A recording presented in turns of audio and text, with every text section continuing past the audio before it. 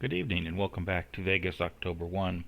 Tonight I'm going to stray away from Vegas and talk a little bit about my experiences, COVID-19, and life in general.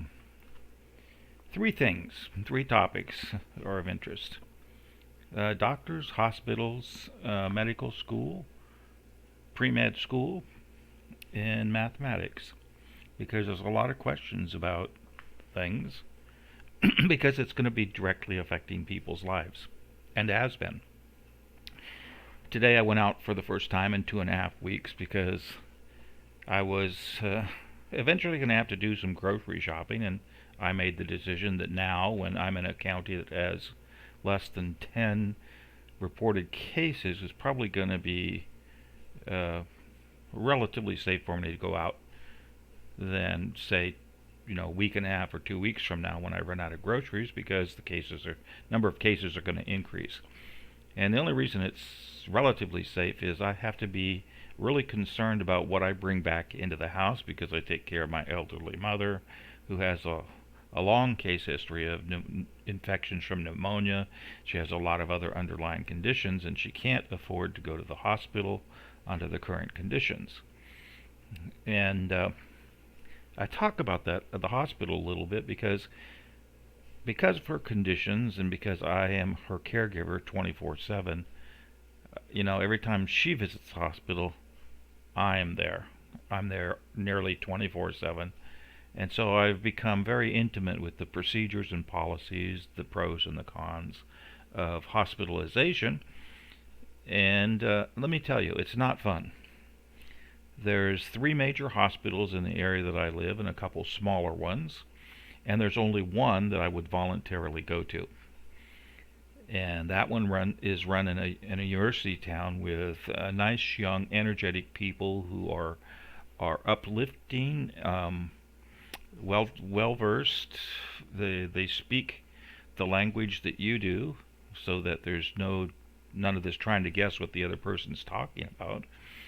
And they have a very upbeat attitude and a very positive message, and that shows. Any of the other major hospitals in the area don't have that. And because they don't have that, their quality of care is 10 times worse. Oh yeah, sure. You pop into the ICU and they're probably all going to get you through the first 24 hours. But after you have to stay there for a couple, 3 days, or God forbid, a week or two, don't go, visit the hospitals near the university town where they have young talent. I can remember going to one hospital where it's an emergency. You call up the ambulance and they're only going to take you to the one place, and ours happens to be not to the university town. And we end up there, and Mom's critically ill. She gets intubated. She gets put in a coma, and a week later, she's given drugs that would make Michael Jackson drool. And then a week later, they decide that she can come off the ventilator. Well, in making the decision to put her onto the ventilator, they failed to tell me that coming off of the ventilator, an intubated situation, can have massive complications, and that there's a non-trivial probability that in doing so, she won't be able to come off, and she'll have to be on the intubator for the rest of her life, or she may just up and die. And so, to intubate should be a very carefully considered situation. Now, if you're just getting the positive pressure mask, that's no big deal for those who can stand the mask, which my mother can't. So anyway, my mom, they decide it's time to take the intubator off because she looks like her body's responding. She had some stomach problems fixed. She was septic when they came in. She was anemic, a whole 9 yards. It was really a time when we weren't well versed in my mother's body scenario. So they take it off, and she's been drugged out of her mind now for a week. And for the next 4 nights, nonstop, no sleep, I was in her care, and she was awake the entire time, on coming down off that high, and it was a nightmare. because no nurse wants to take care of a person who never sleeps and who's always needing something.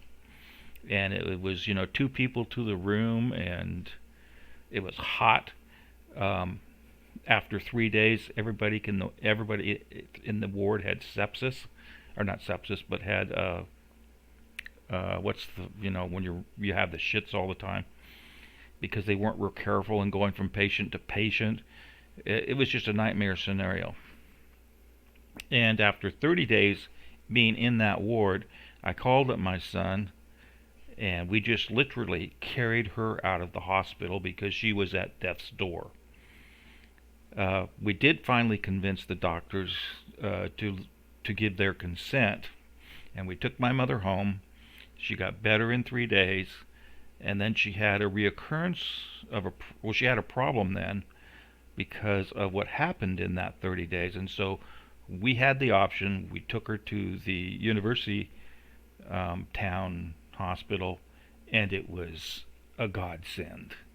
I didn't have to stay. My son didn't have to stay because she trusted the staff. The staff was wonderful. They told her everything that was going on, what the test meant, what was going to happen. And it turns out in this case, a part of her colon had died. Not to the point where it was total atrophy, but to where it was just sloughing off. And it was just going to take her a while to recover from that. And she did, and it got better and everything. So from that point forward, then, every option we get, we go to a university town hospital. And every time we have to end up in the other place, which we do, it's the same scenario over and over and over. It's not a good thing. And I can tell you lots and lots of things about visiting the hospital. So anyway, right now with this COVID-19, my mother and I know that if we have to visit that place in an emergency scenario, that it's probably a one-way trip. So we're doing everything we can to stay away from all the infections until either a vaccine is put on the market, or the latest mix of cocktails proves effective. So out I went shopping. And it's the usual scenario. There's no toilet paper, no wipes, no alcohol, no general paper products, no beef, you name it, a bunch of other things. But I was able to fill up my cart with food and come home with enough to last us another 2 or 3 weeks, considering what we already had in the house. And that'll be the next time when we go out. So anyway, in reviewing this COVID-19 thing, which I just have to roll my eyes at every time I watch the news, there's lots of question. What do these models mean? And to try and explain it a little bit in a way that makes sense, I'm going to start right here with a little bit of numbers. This equation on the screen, z equals z squared, z equals z squared plus a constant, c. Well, that's a pretty simple equation as mathematics goes. And this one says that the next value for z is simply the previous value of z squared plus a constant. Pretty simple, pretty straightforward. And most of you who are not mathematically inclined probably won't immediately recognize what this equation is part of, but it's a very famous equation, or part of a very famous thing that occurred back in the 80s. But anyway, if we were to plug in some values here, if we start off with z being 0 and c being 1, so let's set c equal to 1 and start off with z equals 0 and just calculate what the next number is. So the first one is 0 squared is 0 plus 1 is 1. Alright. So now 1 squared is 1 plus 1 is 2. 2 squared plus 1 is 5. 5 squared is 25 plus 1 is 26. And as you can see, this thing just continues to grow at what you would normally call an exponential or large rate, and it grows off into infinity and never settles on any value. So we call that a divergent series. If, however, we started off with z equals to minus 1, then we'd have minus 1 squared is 1,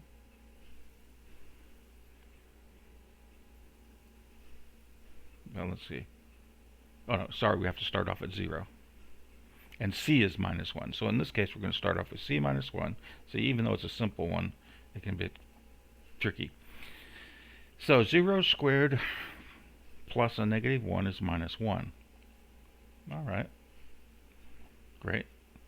So minus 1 squared is 1, plus a negative 1 is 0. Well, that's right back to 0, so it just oscillates. You know, between minus 1 and 0. Well, that doesn't grow out, and it settles on this nice little convergent series here. And so we call that bounded. And so if we divide up all the numbers that are either bounded or not bounded and put only the bounded ones together, for which there's a vast number of them, we come up in the complex plane with a set that's known as the Mandelbrot set. All those numbers for C and some initial value of Z, which result in a bounded series. And a Mandelbrot set, as many of you may be aware of, is a rather interesting and beautiful thing, in the sense that it's not likely to easily have been predicted from given the equation without just running the numbers. And this is what the Mandelbrot set looks like. For all the light-colored regions, you have, well, basically the set can be divided into those initial values and values for C, which are outside the set, and those that are within. And this has the very nifty feature that if you look at any portion of this set, or particularly at the boundary conditions, which this shows, and magnify it, you can continue to get things which are more and more interesting ad nauseum. And this Mandelbrot set, while not directly applicable, has implications for many things. For example, how you bring down a reactor, or not bring it down, but turn it off, depends upon a couple variables, and those correspond to Z and C. And if you pick the wrong one, wrong combination, then you'll end up in a divergent series, meaning that the reactor goes nuclear. And if you pick the correct values on how to bring it down, then it goes into this nice little bounded set, which is the situation when you want work can cool down. So it has a very strong implication for nuclear reactors, epidemiology, blah blah blah. But even the simplest of equation can bring on fantastic results. And you can generalize this into, well, let's start here. If you all recall the movie Jurassic Park, where these people were messing around with genetics and brought dinosaurs back to life, and they bring in a couple archaeologists and a mathematician, and they're flying to the island, and I forget exactly where it was, whether it was in the helicopter ride or when they were out in the little carts going around, but it was raining, and Jeff Goldblum, playing the mathematician, wanted to explain chaos theory. And he said chaos theory is nothing more than the study of these non-linear dynamical systems that are extremely sensitive to their initial conditions. And of course, the other people, their eyes rolled, and he said, okay, well, here's how it works. And I think he dipped his finger in a cup of water and put it on the back of the wrist or something, and said, now look, we all know that if I put this drip of water on the back of your hand, it's going to run off. He says, but the interesting thing is you can never know and never predict which way it's going to run off. And then he continued his discussion to talk about chaos. And so there are systems out there which, given extremely small perturbations in their initial conditions, can lead to wildly divergent or wildly different scenarios, and they can end up being stable, unstable, cyclic, blah blah blah. And epidemiology studies are exactly these types of systems. You can have a pandemic like we have these days, where eventually it's going to get to the point where most people are resistant, and there'll be a small number of residual cases year over year that come in new because of births and etc. Or you can get to the situation where, like Ebola, the infection rate is so high and the contact rate is so high, and the people are so packed together, like in New York, that 98% of all the people die and it burns itself out. And then you can get into these other scenarios where it ends up in these cycles, where it'll go up sort of like it wants to peak and then comes down, and then doesn't quite hit the floor and comes back up and oscillates, and then all of a sudden there'll be a peak and then it'll come way down and go back up and oscillate, never really reaching critical level for killing everybody and never reaching the opposite, which is giving most of the people a free ride. And so these types of systems are extremely difficult to predict. And in the current case, well, let's go look at the model that they're probably using for this one. And this little paper, which you can just search for this title of it anywhere you want and come up with it, is we're going to model a pandemic infection scenario with differential equations. Differential equations are calculus, and calculus is divided into two fields, differentiation or integration, which are just inverse functions of the other, and in this case it's differential, where you look at the changes in equations over time. And so, you can look at this, and anybody could read this paragraph here. It just basically gives a definition of the classes that they're going to use to look at the model. So there's no big deal there, right?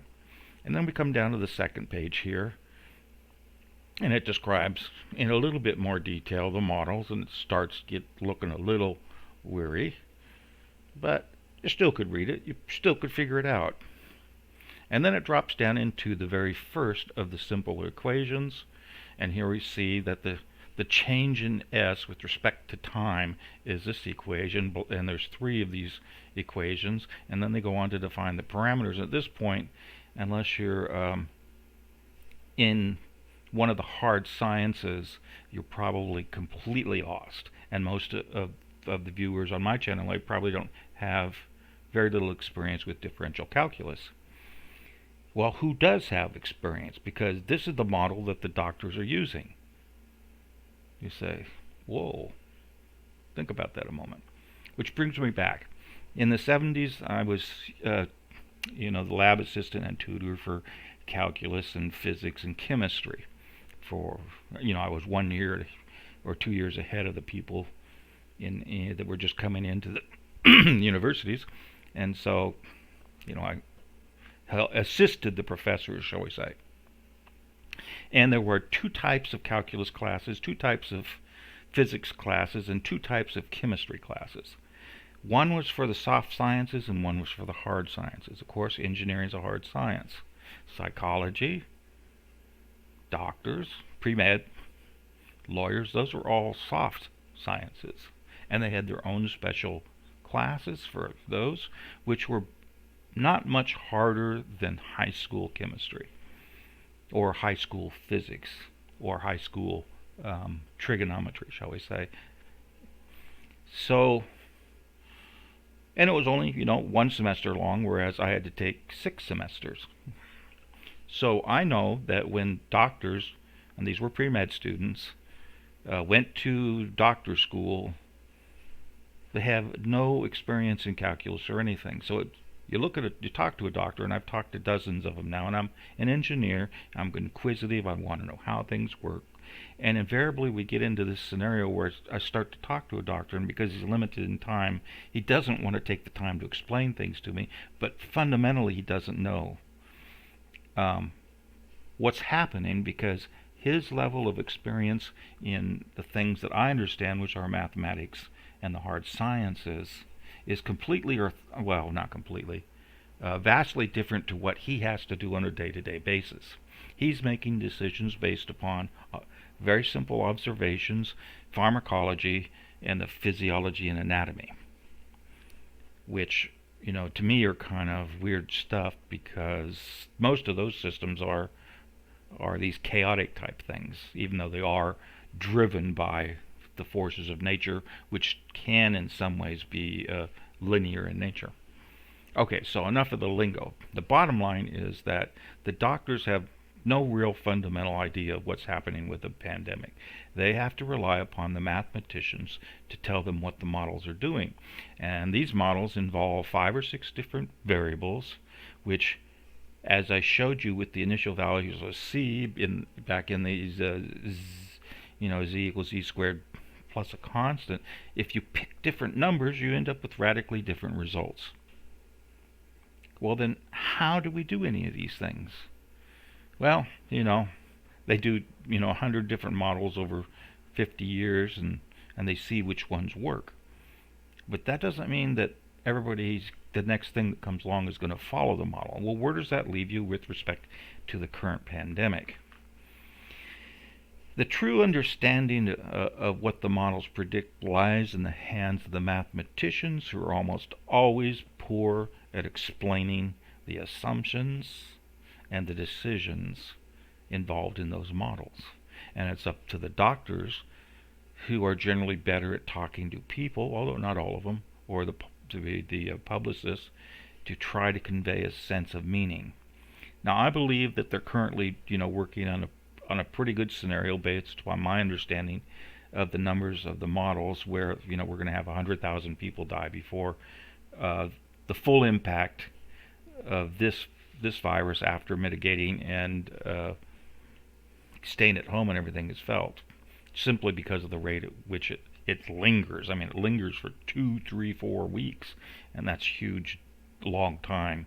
And so you have this large number of cases built up that are staying in the system and giving an opportunity to reinfect other people or infect other people. And so while we may have control of the infection rate, and obviously the new daily cases are starting to level off, you still have this pent-up thing happening.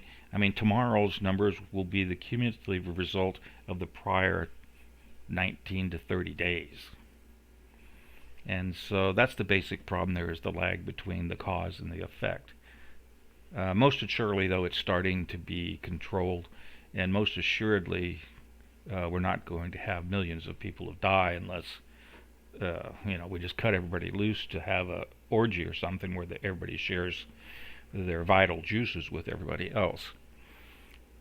But anyway, I wanted to bring that stuff home because you don't have to live in fear. You just have to follow the common sense things and work through it. My mother and I, because of her health conditions, know precisely what we have to do. We know precisely what we can't do, and we've prepared in advance for many of the scenarios. She has here next to her a positive pressure ventilator type thing. We have all the pills. I can use a stethoscope. I can use a pulse oximeter. I can take her blood pressure. All these things I can, do our own diagnosis. It's only when something new comes along. For example, if she got infected with this new virus, I don't know how quickly it affects her system, but from all the things I'm hearing, it sounds like it's a much more aggressive response from your immune system than a regular or a different type of flu. And so, she could go to bed one night reasonably healthy and wake up critically ill on death's door. And that's the types of things we have to watch for. I will monitor her water weight. I monitor her respiratory rates, all these things, to keep her in a stable situation. We don't go out to casinos, and right now we don't go out at all, obviously, but we normally are very careful and know what to do and what not to do to keep things in a stable working condition. Now, on the other hand, the economy is a whole different scenario, because it too is a nonlinear dynamical system. It's not how long people are out of work, it's the rate of flow of money. And the rate of flow of money is built on a house of cards, And so 1 week of no money can have a much larger impact than just that week of no money, because of the fact that it's the rate of flow of money, not the total amount of money.